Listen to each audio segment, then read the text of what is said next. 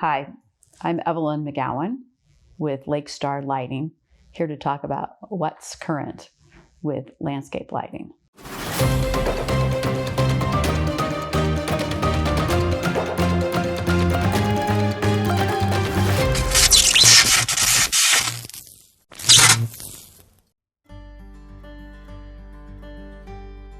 I think in architecture, it's really easy to get focused on a building, but a building is always designed for a site.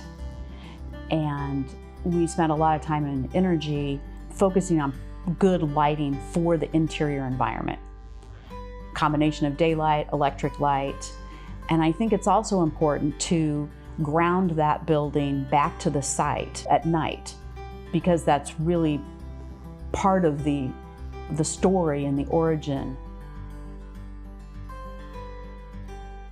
There are often lots of opportunities for mounting locations. We've got poles, and there's lots of different poles and pole styles.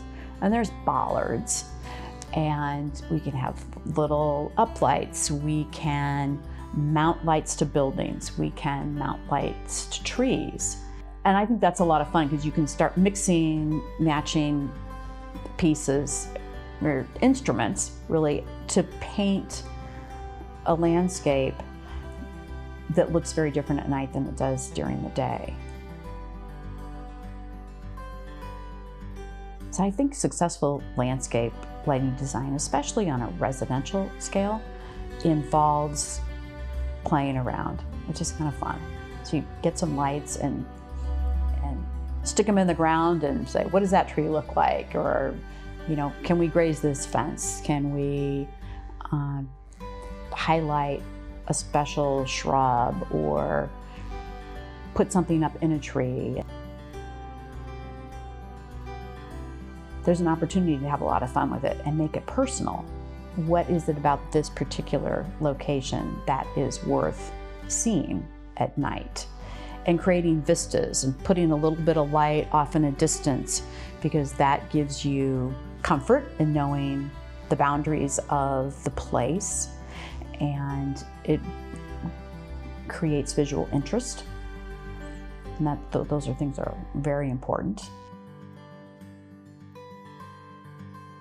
So in thinking about safety, I believe that people feel safe when they are comfortable knowing where they are and where they're going.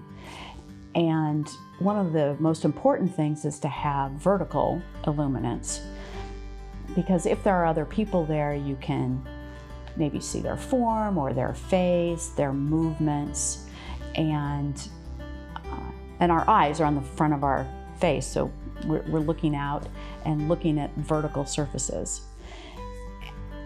I think that more light doesn't really help. And if we have some objects in the landscape that are super, super bright, then contrast increases, and that doesn't feel safe because the eye is constantly trying to adapt to a darker, to a brighter object.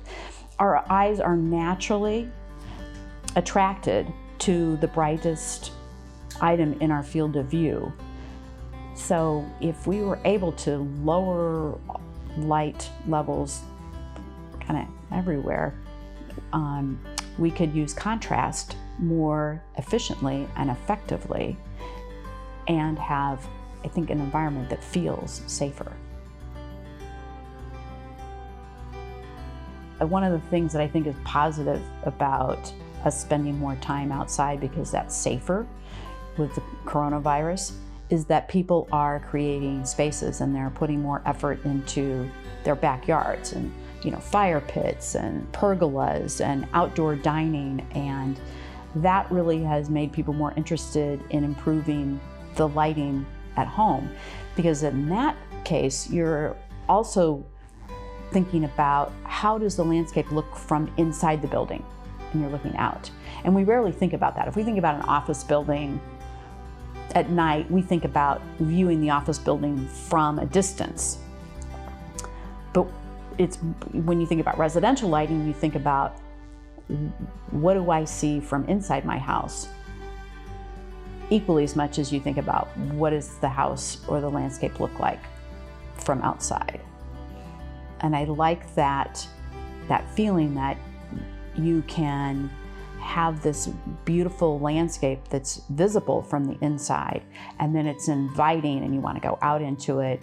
And now we have even more reason to go out into it at night, because it can be a source of location for entertainment.